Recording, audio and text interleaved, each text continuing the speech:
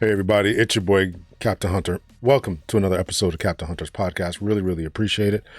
Thank you so much for tuning in. Make sure that you hit that rate, subscribe, and share button. Make sure that you hit that rate, subscribe, and share button. Today I'm going to do a reaction to someone who I've often enjoyed, Chris Cuomo. And he's going to be interviewing Rich Cooper. Rich Cooper from blowing up in the manosphere space. Someone I've checked out a number of times. I guess these two got together and did an interview. And Chris Cuomo, formerly of CNN, went through some issues there. Got no longer working for CNN. You guys can look that up for what it is. And I'm actually glad for a lot of these people who were on these different bigger platforms and got kicked off. Whatever, Don Lemon, actually he won a big lawsuit about that. Chris Cuomo and Angela Rye and Tiffany, I can't think of her name. I did a show about her. Tiffany, she's from MSNBC. I can't remember her name. Anyway, so Chris Cuomo's got his own stuff going on, and these guys are, doing their thing, and I can appreciate that, right? Smart people doing their thing. So we're going to do a reaction to this particular video, and we're going to look at Chris Cuomo takes on Richard Cooper's war on men. Chris Cuomo has already said, and I'm going to start this halfway, he did a little bit of a brief monologue. As you can see, we're about 2 minutes in. He did a brief monologue saying that he didn't believe that there was really a war on men, and there was different things that were going on, and there's a course correction here. And before we get into it, I know you didn't see this, but I think he's going to mention it again. And I have not watched this video, so it's going to be a reaction. So, and I'm not going to make this an hour. I'm going to try to make this a half an hour and just break up the big points, because I think you should go out there and check out Chris Cuomo's work for himself, this interview, and as well as Rich Cooper's stuff. So you can check out and see what they got going on. So Chris Cuomo says he doesn't believe this is going on. He's going to mention something about a course correction, and that's where I kind of shut it off at. So we get to that point. And I don't think that anybody would have a problem with a course correction. What we have now is an overcorrection. There is an overcorrection that is going on. And, if we need to lay that out, then we'll lay it out. But there's an overcorrection. Believe all women is going to be mentioned on here. Which is a drastic overreaction to when law enforcement in particular did not take the threats and the violence against women seriously enough. And so that we got a course correction that says, okay, you're going to believe them. And now it overcorrected and said, believe all women all the time, that they're always being victimized, that they're always to the mercy of some man. And that is not the case. And so that is an example of this course correction overcorrection that we're talking about. So we're going to get into it now. These two guys are in shape. I have not done my workout, so I am going to be pausing this and cutting it up and all this kind of stuff to make sure it looks nice and pretty. If you see a lot of breaks and pauses and things, it's because I'm in the middle of a workout. I'm listening to this and I'm going to stop it and bring it back and all this kind of stuff. So, but here's the full video. But there is the full video for you to check out in your own leisure. Make sure you watch it in its entirety, because I'm more than likely not going to play the entirety of this, or maybe I'll break it up into different parts and pieces and all that. But thank you so much for checking this out. And without further ado, here we go. Let's listen to Chris Cuomo as he interviews Rich Cooper. Richard Cooper, thank you very much for taking the opportunity. Pleasure to meet. I appreciate meeting you as well, Chris. So let's jump right into it. The problem, is there a real problem when it comes to masculinity, assault on masculinity, war on men? What do you think? I absolutely think there's a real problem, and it's not getting any better. It appears to be getting worse. It's something that a lot of guys struggle with today. There's a lot of weak, soft, docile men that could be better versions of themselves, but they aren't. And there's attack on those guys too, right? I mean, like you've seen probably, attacks yourselves in the media against a lot of these men. Sometimes they're unfounded, sometimes they're founded, but it's difficult to distinguish, between the two, because we live in a world where it's believe all women now today, or believe anybody that accuses a man of being toxic or anything that they might do that's wrong until proven otherwise. And even if you do prove it otherwise, his name can be tarnished into perpetuity. For the women watching, for the empathetic males to the mainstream position, I think mainstream is a fair qualification. That no, we have it backwards in this conversation. That there are aspects of masculinity that we have been allowed to dominate in society to the disadvantage of the overall, and this is a necessary correction, and that it's about creating more equity and fairness and less toxicity in terms of how we interact with each other. And that's what it is. And if we don't like it, that's because we need to change. I'm still waiting for an example of that from that narrative, from that side of the story. I haven't seen a example or a pileup of examples where men are as described in that narrative, in that soundbite. And I don't see any situations where women can't do anything that men can do. In fact, it's kind of interesting because we live in a day and age today where men who are abysmal at competing in their sport, like swimming, for example, ranked 400 or so, will compete in a women's sport, identify as a female, and clean up and be number one. So it's interesting that that's overlooked or not pushed back as much as, the common average heterosexual male. Yeah, I mean, look, without going down the road of identity per se, that example is an aberration. It certainly gets trafficked in a lot to make a point about the unfinished business of understanding identity and how we create equity in society. I actually think that was a bad example as well. I think that Rich could have given a better example. I'm not going to say what that is, but if you want to make the point, that men are suffering, then point to men suffering, and not. I mean, that whole debate really should not have been introduced into this. Let's stick to the facts, data, and statistics about men suffering. And just for context, Richard Reeves did a book about it, right? Wrote a book about it, Boys and Men. So that's a better reference or resource that we should and could use in order to show how men are behind. And we had to look at not only if men are behind, but if they are behind because there has been a narrative, an exploitation, a direct focus on placing them behind to cause this overcorrection, right? So that's what we need to be looking at, right? And I think that the Me Too movement that I suggested before is a better example because it's not just, okay, believe women, or excuse, I shouldn't say Me Too, even though I do think that would qualify as well. But what I'm mentioning as far as the believe all women is that is an overcorrection. You follow the facts, data, and statistics. Just because a woman says it, or just because a man says it, or just because a black person, a white person, you should not follow any type of rubric that says that you're going to believe them just because they are of certain identity or whatever. Follow facts, data, and statistics. And I gotta agree with Chris that wasn't very well planned out there. My big fear when it comes to what is happening with my kids or any of that stuff is not that my daughters won't be able to compete in sports anymore because the fields of play are going to be filled with males posing as female, but that is certainly trafficked in a lot.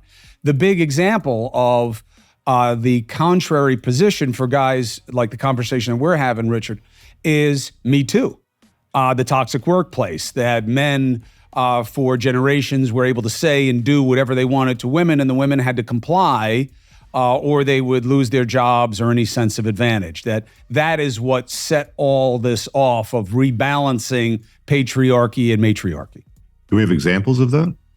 Of toxic workplaces and men who've been able to get away with things?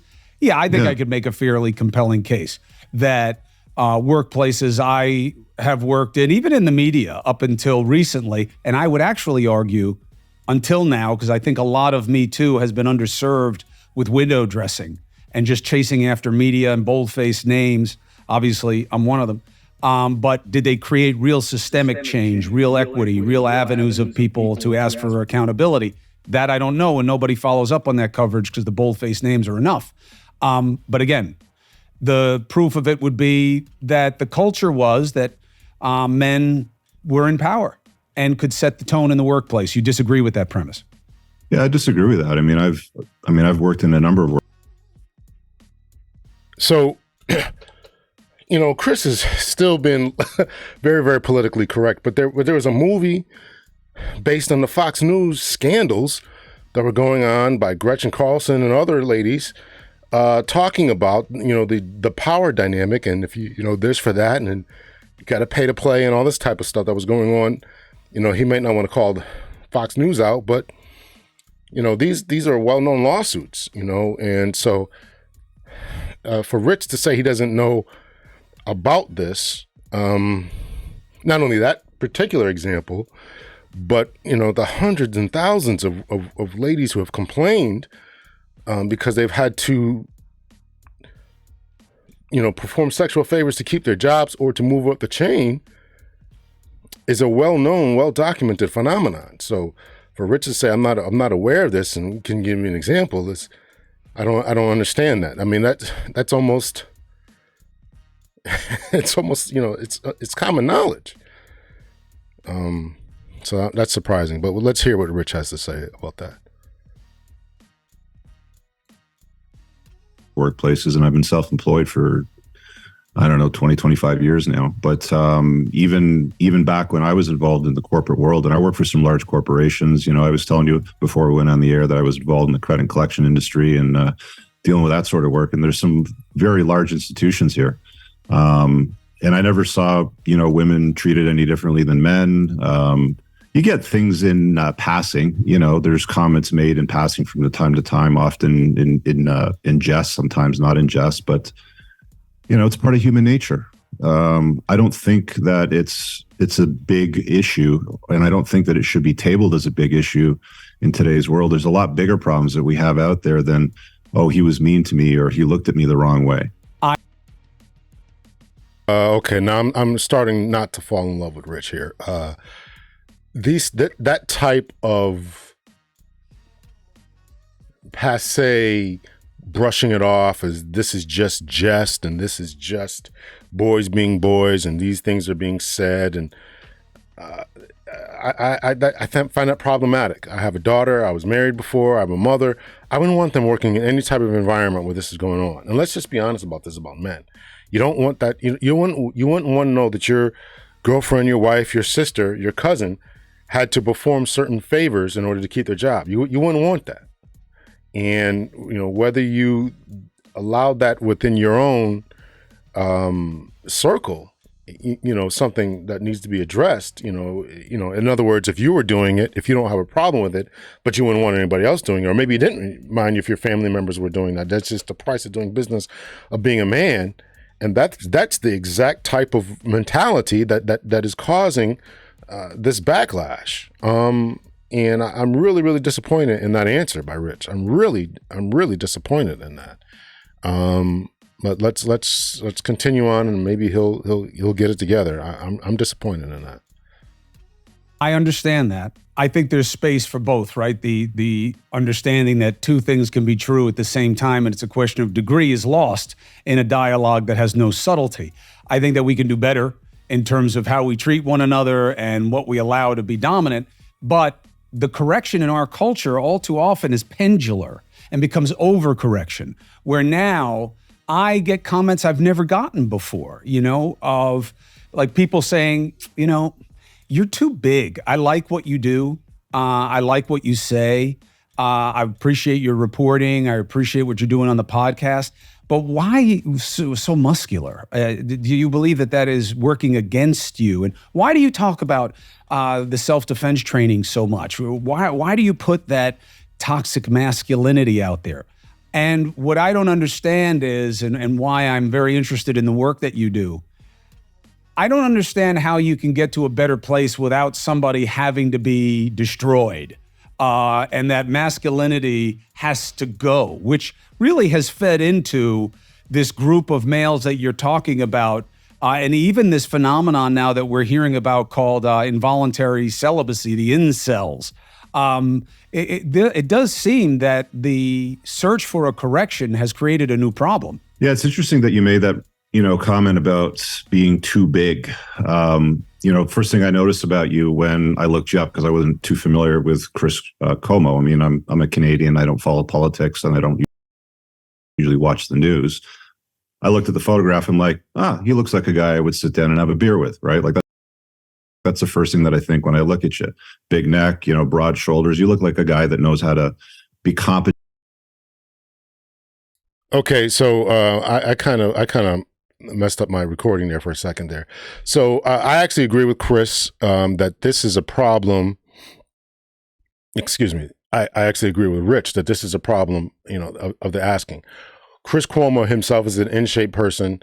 This idea that you should present yourself in a way that is less than masculine, right? This non-presenting, non-intimidating, non-muscular frame is somehow more appealing to the modern day society is one that I wholeheartedly reject. I watched an interview with Jordan Peterson in which he was being interviewed, I believe it was on CBS, by it looked like one of the guys from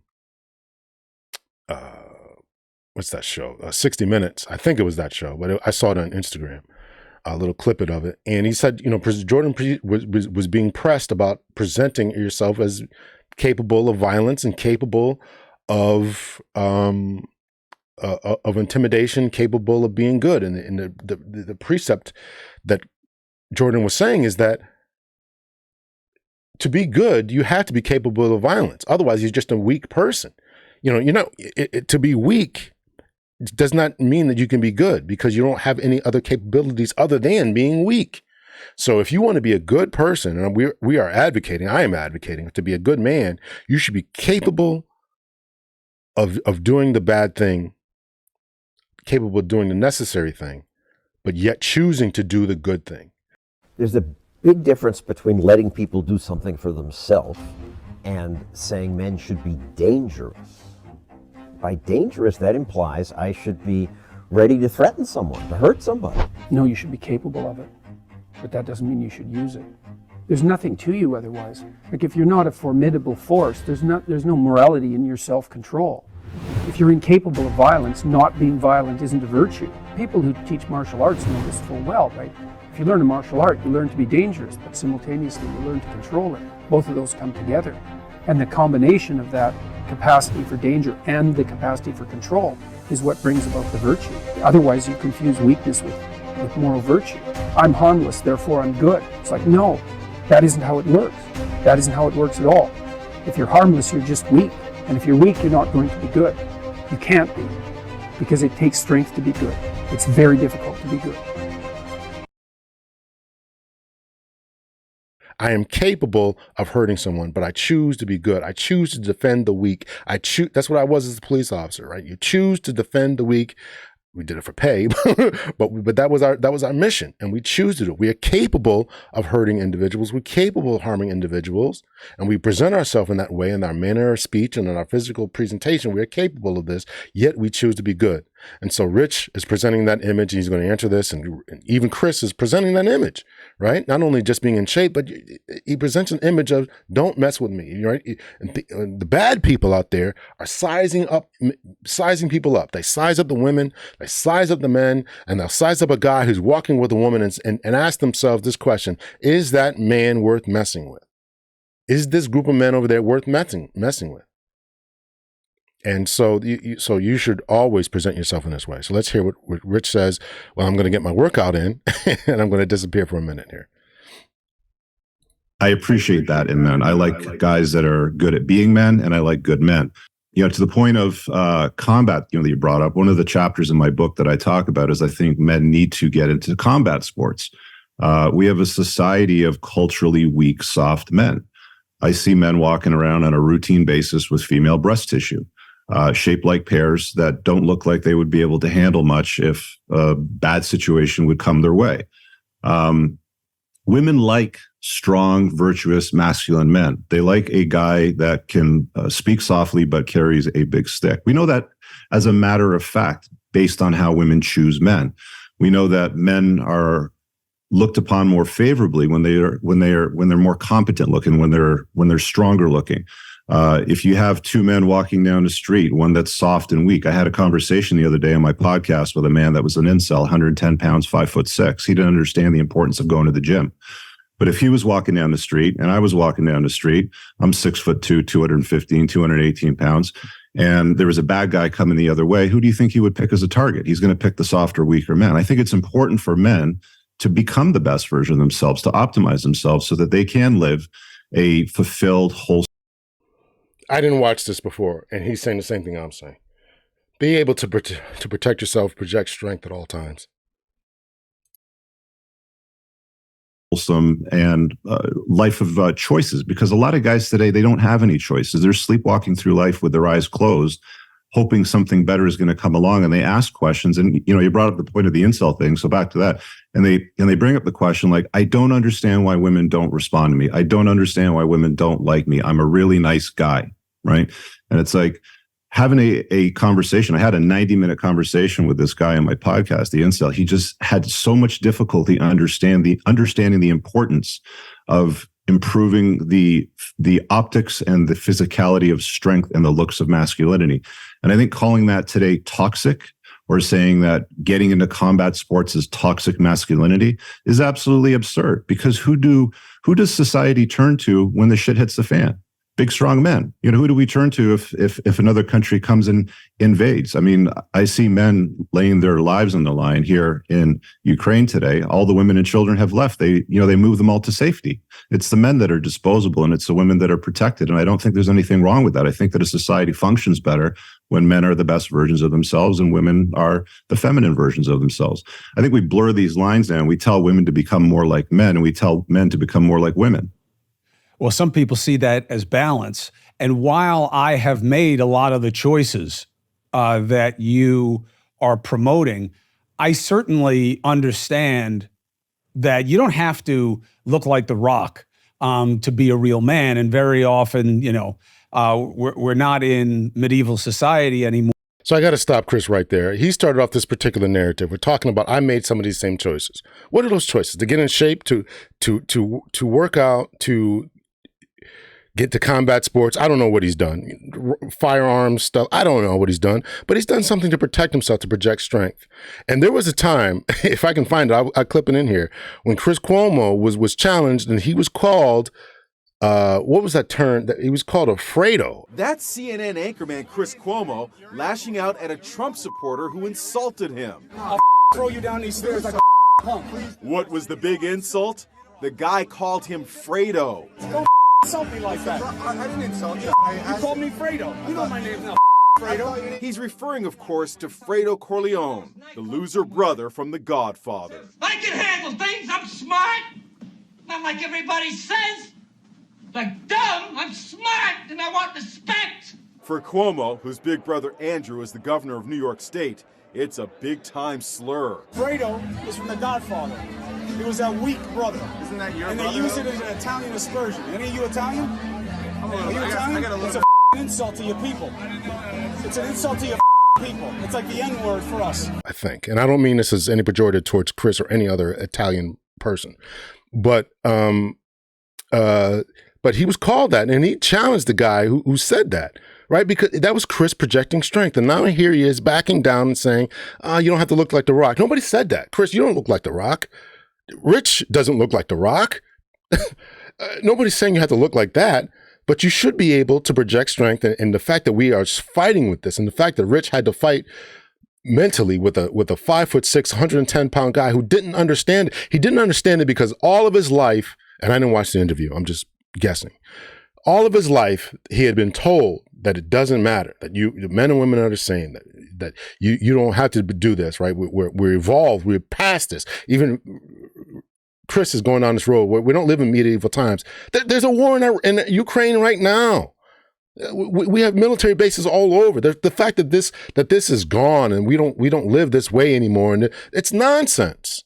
It's nonsense. You still have to project strength. You can look at Ukraine. You can look at what's going on in Israel. You can look at what the military bases that we have across the world. We can look at the police forces that we have across the power, strength, and the ability to protect yourself is a masculine trait that should never be looked down upon, because when you don't get that, you get people who will take advantage of you. You get people who will take advantage of you. Let's continue on. I don't know what Chris is going to say from here. I got to keep my workout going here. More where we should have to think that we're going to have to defend ourselves with our hands. Now, again, yes, I've made that choice. Yes, it is important to me, but maybe that's a function of my inadequacy. I don't know. But I'm saying that I'm open to, you can be way more virtuous as a man than I am, but look nothing like me and not be able to take a punch as well. I'm okay with both. I'm okay with both. I've made my own choices. Absolutely. They fall in line with what you're defining. I'm open to a different definition. Where we come together and where I see great need is that I do believe that there is, just like there are crises among women on different levels with different parts of their persuasion and their persona, I see that with men too, but it's not allowed.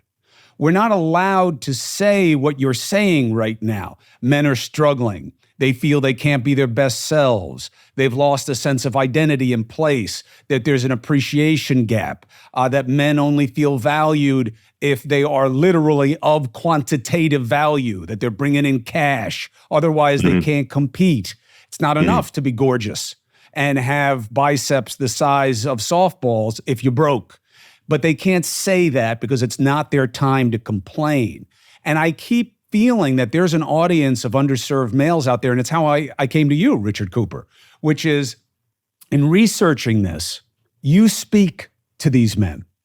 And we'll talk more about how, but what do you make of that suggestion that there are a lot of men out there who are confused, worried, feel targeted, and feel incapable of being what they want to be? Well, there's always three words that I, respond to in that realm, and it's do the work. And I get that there's this idea that we should, be inclusive, and we should, try to redefine masculinity, redefine manhood, redefine maleness, because as Chris stated, we don't live in medieval times, and there's different types of people. And I actually give a lot more respect than I think a lot of people do to the more artsy type of people. If you ever watch, again, I think I said this before, but I'll say it again. You look at many of the people who played our heroes in the Marvel movies, right? They're actors, right? You see them in giving talks, speeches, interviews. They don't come over as these hyper masculine type of people. They're artsy people. They're actors. So I don't have a problem with artsy people or actors, or I don't have a problem with, those who sing opera and I really don't have a problem with that. I think those types of things are necessary. But you have to understand that there comes a point in time when masculinity has its place. And, being inclusive, here's the point that I would make. Being inclusive of all those types of people and saying just because you're not into sports, or just because you like the music, or just because you like the arts, does not make you less of a man, right? And we want to be inclusive into that. Okay, that's one thing. But don't negate, don't put down those who are into the weightlifting, into the more masculine types of things, to the bull riders, and to the cowboys, and to the construction workers, and to the police officers and the military personnel, those who are into working out, and those who are into firearms, and those who are into hunt. Right, those types of people should not be excluded from the conversation, right? And we're going to include everybody else. We're going to kick out all those who are behaved in what we're labeling and determining to be toxic masculinity. That is the problem that I am having, right? And so there's nothing wrong. Yeah, okay. You want to look at somebody who's more artsy, who enjoys the piano lessons and drawing pictures or playing video games, and say, okay, you have worth and value. Oh, I think that's good and correct. But I don't think it's okay to say the people who traditionally built the nation, literally, the construction workers and the farmers and the lumberjacks and the police officers and the firefighters and those people who just enjoy working out and that they should be excluded from the conversation, that they've had their turn. We need to put them on the back burner and stop paying attention to them, because those people are the ones we need, as Chris Cooper, as a Rich Cooper has already alluded to. Men must become. We have to make something out of ourselves. And I think that message has been lost. We've been telling men for decades now through a function of media, Hollywood, society, marketing, education, culture, religion, you're good enough. You're good enough. Just be yourself and the right gal will come along. Good things will happen, if you just wait. And it's never been that way. Men have to compete in the world. We have to do the work. We have to compete. We have to make something out of ourselves. There's a stand-up comic, Chris Rock, in his special Tambourine. He said something that went absolutely viral, and I've tweeted it a number of times and it blows up. He says, only women, children, and dogs are loved unconditionally. Men are only loved under the condition that they provide something along that line, right? And it's funny, and it's gone viral because there's truth to it, right? We are not the same. Men and women are different, and that's totally fine. And I think that if we learn to embrace the differences between men and women and understand how masculinity is valuable and understand how femininity is valuable and how the masculine should protect the feminine and how the feminine should complement the life of the masculine, sort of thing, we can work together in a much more productive way, instead of doing this stuff all the time where it's like, oh, we have this workplace issue, we have this inequality here, and I don't think that the issue is of equality anymore. I think we've moved past that. I really believe that men and women can do anything. There's with some slight differences because men are physically stronger than women, but we can pretty much do anything that the other can if we really want to. It's really, I really struggle with this because it looks more like a supremacy movement now. It doesn't look like a movement towards equality. It seems like it's moving towards the subjugation of men. Bend the knee to everything we say. You're always wrong. If we point at you, then you must apologize. And I think that gets exhausting. And there's certain scenarios where a man must apologize. And I think there's certain, scenarios where if you've done something wrong, then you need to correct that and own it. But it seems like a lot of it is empty. The emphasis in your work on dating, I get it. I want to pause it there. Yeah, I definitely agree. I'm only going to go a few more minutes. It's been 33 minutes that I've been doing this, so I want to go a few more minutes. But I agree with what he said. Yeah, what Rich said right there. Sex coupling is a very dominant part. It's just, to me, the issue goes so far beyond that. But do you focus on dating, one, because there's a need and you're good at it, and it's been responsive, or is there something more philosophical for you about why you put so much energy into talking to men about what their prospects will be with the opposite sex and why they're struggling? Like, why do you focus on that so much? I think relationships in general between men and women is a big part of our lives. It's why we're here. We're here to scatter seeds as men, and women are here to have babies. We're not here to build highways and skyscrapers and computers and do podcasts. This is the reason why we've been on this planet forever. So that is always a problem that men need to solve for themselves, because I think in the world, men compete and women choose from the men that are competing. So making something of yourself, back to that point, is incredibly important. So that's why I encourage guys to chase excellence, not women. Dating comes up a lot because there's a lot of questions around. When I first started doing this, Chris, it was like the main channel name is Entrepreneurs in Cars. And I was really just interviewing my friends and their success rides. And I ran out of friends with cool cars real quick. So one day I was reading the comments and a guy said, Rich, you got to do a video on the kind of women to avoid, like to not invite into your life. I thought, okay, well, that was interesting. I have some experience there. So I started talking about that, and that blew up. It got 100,000 times more views than my regular videos would. So it's like talking about entrepreneurship and success and how to utilize lawyers in your business and how I would hire people with parties, because I've been an entrepreneur for years, wasn't that interesting to people. It seemed like they were always struggling with the fundamental basics of attraction. And I come at it from a different perspective. I'm a seasoned gentleman. I've got the salt and pepper in the beard. I've lived many lives, right? So when I speak, people generally listen because I speak with authority and I have answers to the problems that they're dealing with. So I went down that rabbit hole for years and I'm still doing it. I mean, I have a best-selling book. I have a podcast now that I've sort of built on the book called The Unplugged Alpha, and I deal with call-ins. And it's interesting because I talk to a lot of people, and I talk to men and women now. I have another podcast that I created that I called Ladies Night, where I have a panel of gals. And the differences between men and women couldn't become more obvious. I mean, to me at least. Some people don't exactly see it.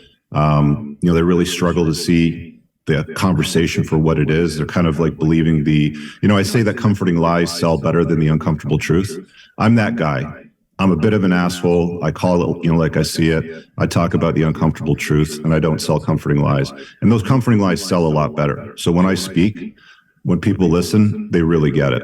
I believe that this conversation should have great importance to women who have men in their lives that they care about. And I'll tell you, I'm going to pause it right there. I'll stop it right there. I'll do part one because I do all this stuff and I edit it all out, and then I get a strike and all this kind of stuff. So I did all that for the Native Land podcast and I end up getting strikes.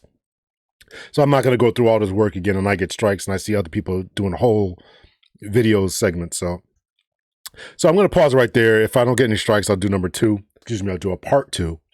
But let me know what their thoughts and your opinions yet. So far they've talked about the alpha male and his presentation, being capable of violence, capable of presenting strength, and the reasons why. And much of it I agree with Rich Cooper on. I was not in love with his first few answers there about, I don't see all this type of stuff. I was not in love with those types of questions or answers. But let me know your thoughts, your opinions, and we'll go from there. Much love and peace, everyone.